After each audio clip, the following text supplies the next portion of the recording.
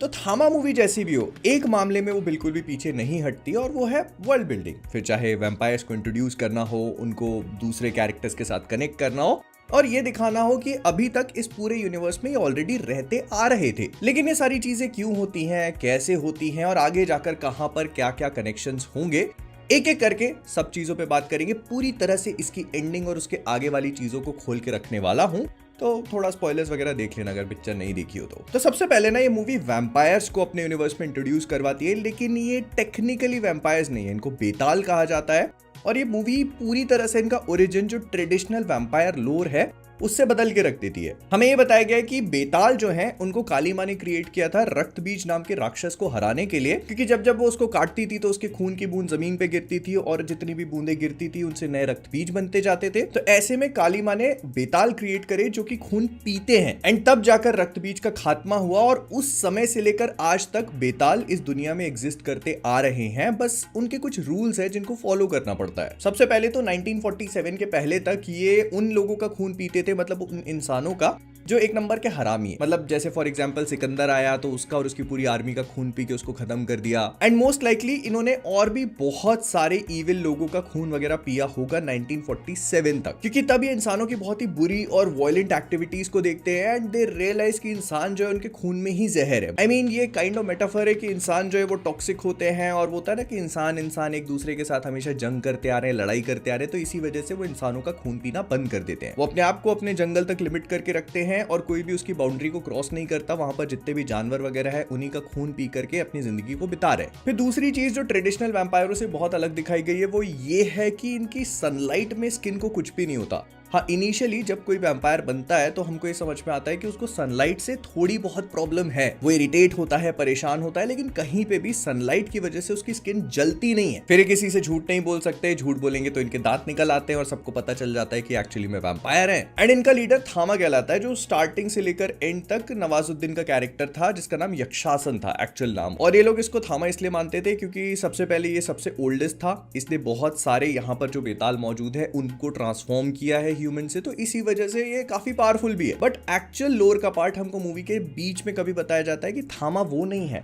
थामा वो कहलाएगा जिसके दिल में हार्ट बीट होगी, मतलब जिसका दिल धड़कता होगा, जो प्रैक्टिकली बेताल्स के केस में इम्पॉसिबल सही था, बिकॉज जब वो किसी को भी बेताल बना रहे हैं तो वो इंसान मर चुका है, उसके बाद वो उसका खून पी करके उसको रिवाइव करते हैं और वो एक परमानेंट ट्रांसफॉर्मेशन है जो कि कभी भी रिवर्स नहीं किया जा सकता, because the human being has died already. अब देखो, अगर मैं तुमको ड्रैकुला और वैम्पायर्स का रेफरेंस जो अलग अलग टाइप की लोर्स है वहां से देने की कोशिश करूं, तो मोर और लेस ना कुछ ऐसी चीजें हैं जिनको स्टैंडर्ड वैम्पायर रूल्स कहा जाता है। जैसे सबसे पहले तो वो धूप में नहीं निकल सकते, उनका जो किंग है वो ड्रैकुला कहलाता है। ड्रैकुला को लेकर भी बहुत सारे अलग अलग इटरेशंस है। कोई कहता है कि वो एक फॉलन एंजल था, कोई कहता है कि उसने डेविल के साथ डील करी, मतलब वो एक ऐसा राजा था जो अपने किंगडम को बचाने के लिए कुछ भी करने को तैयार था, एंड दैट इज व्हाई उसने डेविल के साथ एक डील करी जिसने उसको एक ब्लड सकिंग वैम्पायर या एक ब्लड सकिंग मॉन्स्टर बना दिया। उसने अपने राज्य को तो बचा लिया, लेकिन उसकी कीमत बहुत बड़ी चुकानी पड़ी, जिस वजह से वो ड्रैकुला में ट्रांसफॉर्म हुआ। और इनकी कुछ स्टैंडर्ड वीकनेसेस भी होती हैं, जैसे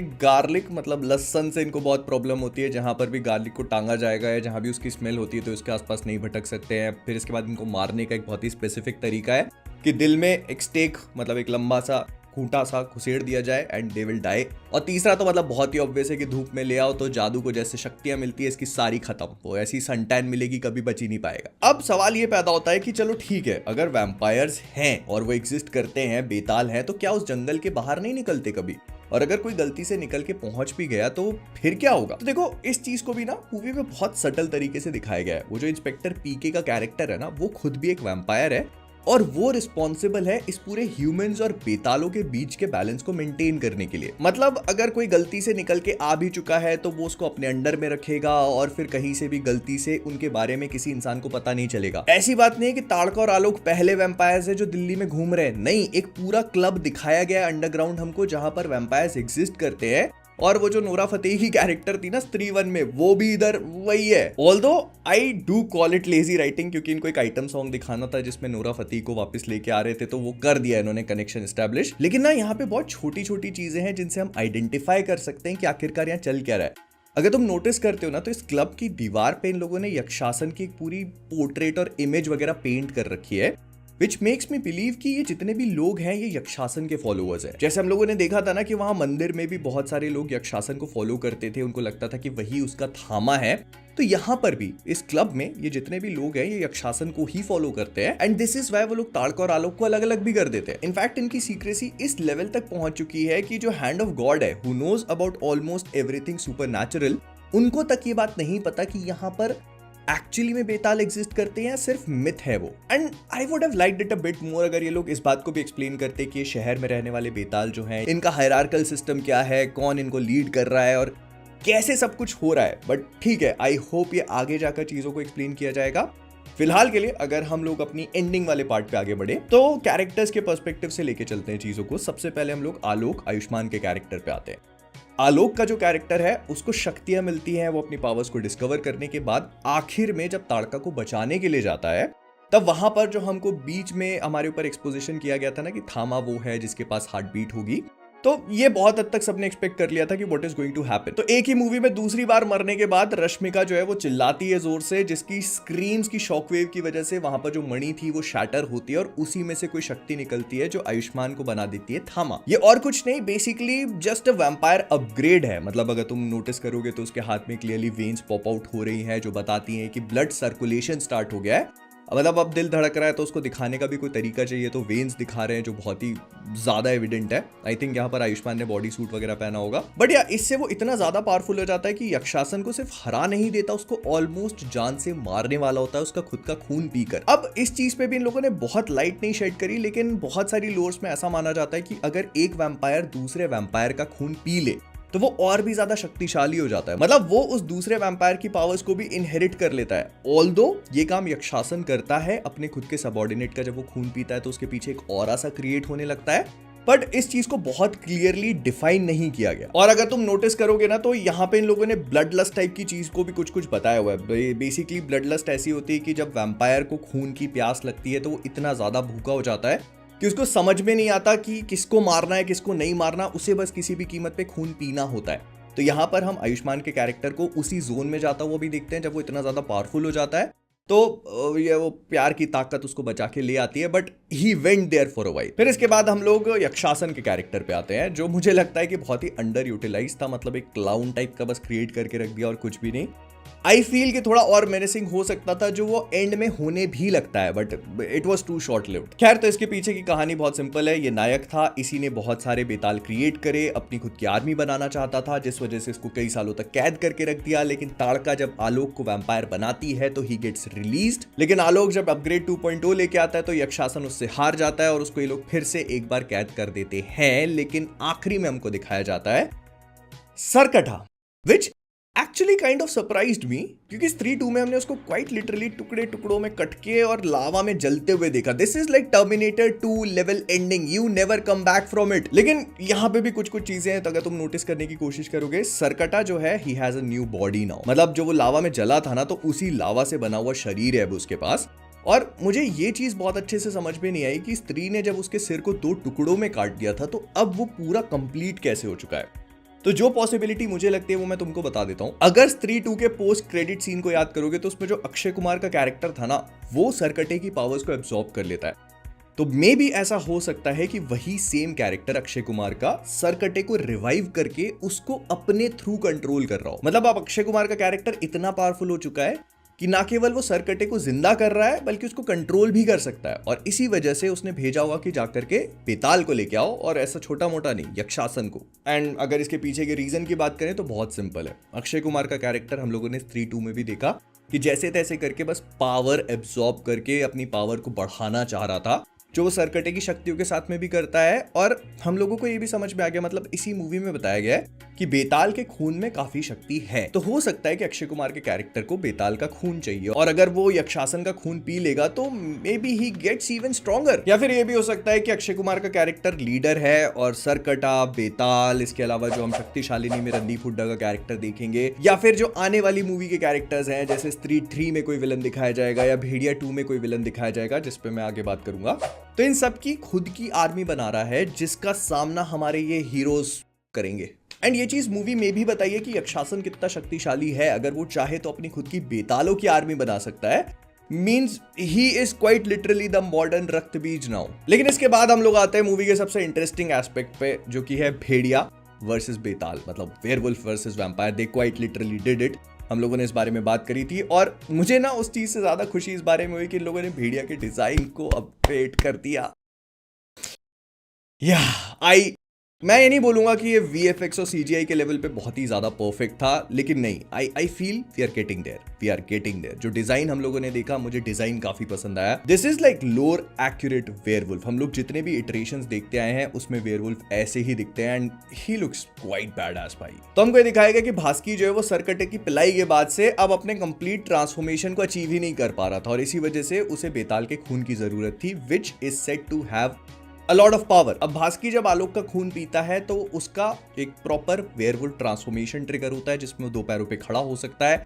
बहुत ज्यादा शक्तिशाली है। और देखो, ये जितनी भी वैम्पायर वर्सेस वेयरवुल्फ वाली कहानियां हैं, लोर्स हैं, इसमें ना बहुत सारे, मतलब हर कोई अपने हिसाब से क्रिएटिव लिबर्टी लेता है। जैसे बहुत सारी जगह पे ये बताया गया है कि अगर एक वेयरवुल्फ वैम्पायर का खून पी लेगा तो वो हाइब्रिड बन जाएगा। कई जगह पे ये बताया गया कि वो बहुत ज्यादा पावरफुल हो जाएगा। तो यहाँ पर भी इन लोगों ने थोड़ी बहुत अपनी क्रिएटिव लिबर्टी ली है, which I am completely fine with. ये एक बहुत ही ऐसा होता है ना कि सीमलेस कनेक्शन बना देता है भेड़िया और बेताल के बीच में। मतलब वो है ना कि इन दोनों को एक दूसरे की जरूरत है, क्योंकि हमको एंड में बताया जाता है कि अगर थामा को, मतलब आलोक के कैरेक्टर को और ज्यादा शक्तिशाली होना है तो उसे भेड़िया का खून पीना पड़ेगा। ये बेसिकली एक इनफाइनाइट ग्लिच है कि दोनों एक दूसरे से लड़ते जाएं, एक दूसरे का खून पीते जाएं और शक्तिशाली होने लगे तो कोई टीयर सिस्टम होगा, मतलब कहीं पे कैपिंग होगी। लेकिन फिलहाल के लिए हम लोग ये मान के चल सकते हैं कि आलोक भी अब भेड़िया के लेवल पे आ चुका है, इफ नॉट मोर। लेकिन एक की एलिमेंट और भी बताया गया कि भेड़िया ने जिस बेताल का खून पिया है उसे पूरी तरह से मारना होगा। जब तक वो नहीं मारेगा तब तक उसकी ट्रेल पे उसको हंट करने की कोशिश करता रहेगा। और हम इस मूवी के एंड में वो देखते भी हैं जब भास्की का भेड़िया जो है वो उस मंदिर के आसपास पहुंच चुका है जहां पर आलोक ऑलरेडी है। लेकिन इस बार आलोक भास्की का वेट कर रहा है क्योंकि उसे भेड़िया का खून पीना है और शक्तिशाली होने के लिए, ताकि वो यक्षासन और उसकी पूरी आर्मी का सामना कर पाए। तो अब देखो, यहां से इन लोगों ने भेड़िया 2 बहुत ही क्लियरली सेटअप कर दिया, जो 2027 में हमको देखने को मिलेगी। मैंने फ्लिक द न्यूज में पहले भी बात करी है कि वरुण धवन ने नो एंट्री 2 कैंसिल कर दी क्योंकि उनको भेड़िया 2 शूट करनी है अगले साल। तो that is pretty much confirmed. अब इसको डायरेक्ट कौन करेगा ये अभी तक कंफर्म नहीं है क्योंकि अमर कौशिक महाअवतार बना रहे हैं। लेकिन हाँ, इसका कॉन्सेप्ट समझ में आ चुका है। ये लोग एक बार फिर से वैम्पायर वर्सेस वेयरवुल्फ की वो जो हंट वाली चीज है उसको पुश करने वाले हैं, क्योंकि दोनों कैरेक्टर्स के पास अब एक मोटिव है एक दूसरे को हंट करने का, एक दूसरे से लड़ने का। पहले तो आलोक बस उससे बचने की कोशिश कर रहा था, but now he wants to kill या he wants to drink the blood of Bhediya, क्योंकि अब दोनों के ही पास कोई ना कोई मोटिव है एक दूसरे को हंट करने का। लेकिन ये लोग भेड़िया 2 के साथ एक और इंटरेस्टिंग चीज भी कर सकते हैं, जो मुझे लगता है कि होगी भी, कि भेड़िया का एक प्रॉपर वेयरवुल्फ विलन सेटअप किया जाए। मतलब हम लोगों ने बेतालों की वर्ल्ड बिल्डिंग तो देख ली है, लेकिन अब भेड़िए के साथ भी ये चीज होनी चाहिए कि इनका भी एक पूरा सिस्टम है, एक ट्राइब है जिसका एक प्रॉपर लीडर होगा। भास्की और उसकी आपस में फाइट भी दिखाई जा सकती है। हो सकता है कि उसमें ये बेताल जो हमारा आलोक है वो उसकी मदद करे और फिर वो जो भेड़िया 2 का विलन होगा ना वो जाकर के अक्षय कुमार की आर्मी को ज्वाइन कर ले। प्लस एक चीज और भी इंटरेस्टिंग थी जो मैंने नोटिस करी, वो ये थी कि अब भास्की जो है वो अपने बड़े लेवल पे भी, मतलब जो अपग्रेडेड वेयरवुल्फ फॉर्म है उसमें भी विल पे ट्रांसफॉर्म हो सकता है। जनरली ऐसा दिखाया जाता है कि भले एक वेयरवुल्फ अपने आप को ट्रांसफॉर्म कर ले विल पे, अपने आप को विल पे कंट्रोल कर ले, लेकिन एक फुल मून नाइट पे ना उसका सारा कंट्रोल खत्म हो जाता है। मतलब वही भेड़िया की लोर का सबसे डरावना पार्ट है कि वो अपने चाहने वालों को, अपने दोस्तों को, सबको, किसी को भी कभी भी मार सकता है। और इसी वजह से जो भी वेयरवुल्फ होता है ना वो बहुत आइसोलेटेड लाइफ जीता है। लेकिन यहां पर हमने देखा कि वो इन अ वे शायद अपने ट्रांसफॉर्मेशन को भी कंट्रोल कर रहा था। अब ऐसा भी हो सकता है कि जब उसने शीशे में अपने आप को देखा तो उसके अंदर का भास्की जाग गया। But yeah I think we will find about this more when Bhediya 2 comes out. फिर इसके अलावा इन लोगों ने शक्तिशालिनी का अनाउंसमेंट भी पटक दिया। ये मूवी अगले साल दिसंबर में रिलीज होगी डूम्सडे के साथ। हो सकता है कि थोड़ा बहुत आगे पीछे कर दिया जाए, लेकिन फिलहाल डूम्सडे के साथ ही रिलीज होने वाली है। हमें इसके बारे में भी बहुत ज्यादा चीजें नहीं पता, बस इतना पता है कि कहानी जो है वो शिव पार्वती या पार्वती जी का वो जो शक्ति माँ वाला रूप होता है उससे रिलेटेड होने वाली है। बट अगले साल MHCU की सिर्फ एक मूवी रिलीज होगी और वो ये शक्तिशालिनी है। उसके बाद 2027 में आएगी भेड़िया 2 और स्त्री 3, मतलब 2 बड़ी मूवीज एक साथ। और उसके बाद ये लोग महामुंजिया और फिर वो जो बड़ा महायुद्ध, पहला महायुद्ध, दूसरा महायुद्ध होने वाला है उसकी तरफ मूव ऑन करेंगे। जो मुझे फील हो रहा है, स्पेशली थामा देखने के बाद समझ में आ रहा है कि ये हर एक मूवी के साथ में और भी ज्यादा एस्टैब्लिश करेंगे। मतलब धीरे धीरे करके ना उसको एस्केलेट करते जाएंगे। जैसे अभी हमको थोड़ा बहुत सरकटा दिखा दिया, फिर इसके बाद अगली मूवी जो शक्तिशालिनी होगी उसमें भी इस पूरी चीज को सेटअप किया जाएगा, विच आई टोटली लाइक, क्योंकि अगर आपके यूनिवर्स को कोई स्टार्टिंग से फॉलो कर रहा है ना, तो उसका एक कनेक्शन बिल्ड हो जाता है। जब लोगों ने मूवी में भेड़िया को देखा, तो भले भेड़िया मूवी बहुत कम लोगों ने देखी हो, लेकिन उसके कैमियोस को लोग काफी ज्यादा पसंद कर रहे हैं, which will definitely reflect when Bhediya 2 comes out. मतलब एक एक्साइटमेंट ऑलरेडी बन चुका है, देखते हैं अब क्या होता है। मैं जो भी मुझे लगा मैंने तुमको बता दिया, but I want to know what you guys think. मैं मिलता हूं तुमसे अगले वाले में। Bye bye, tata, subscribe.